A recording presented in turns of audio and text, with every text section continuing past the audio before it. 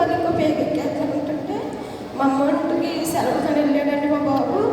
అయితే నీ సరే కదా ఆడుకున్నాడంటే అక్కడ పిల్లోడు తీసుకెళ్ళి వాలీబాల్ ఆడుకుంటూ ఆడేసి తీసుకెళ్ళేసరికి బాబు ఆడేటప్పటికి ఆ వాలీబాల్ వచ్చి అదే ప్లేస్లో తగిలేటప్పటికి నొప్పి వచ్చేసి ఏడ్చాడంటండి. అప్పుడు కూడా ఆ పిల్లోడు అన్నాడంటే మరి మీ అమ్మమ్మకి చెప్పబాకరా చెప్తే తిట్టేదారనండి. అప్పుడు కూడా చెప్పలేదండి మా బాబు, చెప్పకుండా అలాగే ఉన్నాడంట. ఉన్నాక మరి సాయంత్రం 10-11 అయిపోయేటప్పటికి ఓ నొప్పి వచ్చేస్తుందనేసి ఏడ్చేస్తున్నాడంటే అప్పటికి అవ్వను హాస్పిటల్కి తీసుకెళ్ళి ఇంకా ఆరోగ్య డాక్టర్ గారి దగ్గర చూపించినా కానీ తగ్గలేదండి. ఇంకా ఏడ్చేస్తున్నాడు, బాగా ఎక్కువైపోయింది నొప్పి అండి.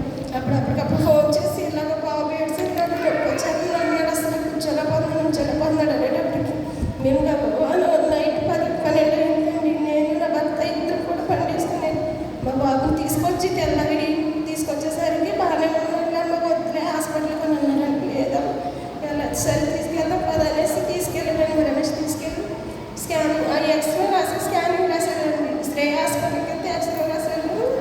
అవి చేర్చేటప్పటికి ఆ పేగు అలా మట్టి పడిపోయి ఉన్నదమ్మా, ఇది కొట్టిన దెబ్బ అయితే కాదు, అంతకు ముందు పాతది ఏదో ఉన్నది, దాంట్లో నుంచి పేగు జారిపోయింది, అర్జెంట్గా ఆపరేషన్ చేయాలని చెప్పారండి. సరే కదా అనేసి ఇంకా ఆయన పెద్ద వయసు వచ్చేసింది మరి అలా చెప్తారు అంటే నేను వేరే డాక్టర్ పంపిస్తున్నాను అనేసి అని అన్నారు.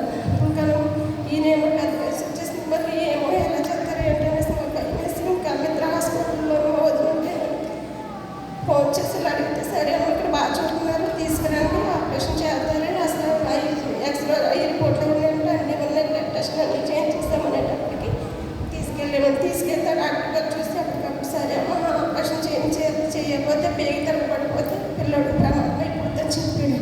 సరే కదా సరే చేయించేద్దామండి పర్వాలేదనంటే సరే అంటే జాయిన్ అయిపోమన్నారండి. మేము శుక్రవారం జాయిన్ అయితే వెళ్ళేటప్పటికి లేదమ్మా మళ్ళీ రేపు వద్దంటే నేను జాయిన్ చేసుకుంటాను అనేసి అని అన్నారండి. ఆ నైట్ పిల్లలు తీసుకొచ్చేసి మరి శుక్రవారం మళ్ళీ తెల్లవారు వెళ్ళేటప్పటికి శనివారం పొద్దుటే 10:40 కల్లా తీసుకెళ్ళానండి. ఆపరేషన్ థియేటర్ తీసుకెళ్ళి ఆపరేషన్ చేద్దామనేసి తీసుకెళ్ళేటప్పటికి ఇంకా అప్పుడు బాగానే ఉన్నారు కదా ఆపరేషన్ థియేటర్లోకి వెళ్ళేటప్పటికి ఆ పిల్లోడిగా బట్టలో వేసి తీసుకెళ్ళినప్పటికి అక్కడ వచ్చేసి లోన్ నుంచి అమ్మ అనేసి ఏడ్చేసాను.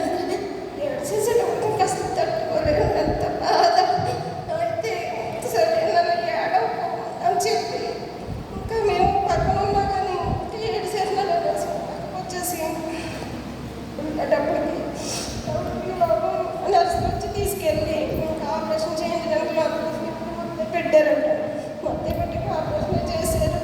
దేవుడి దగ్గర బాగానే ఉన్నారండి. ఐసీలో తీసుకొచ్చేటప్పుడు సిఆర్ గారు వచ్చారు, ప్రార్థన చేస్తానమ్మా అనేసి డ్యూటీ నుంచి వచ్చి ప్రార్థన చేశారు. దేవుని కృపను బట్టి నా బిడ్డ రికవర్ అయ్యాడు.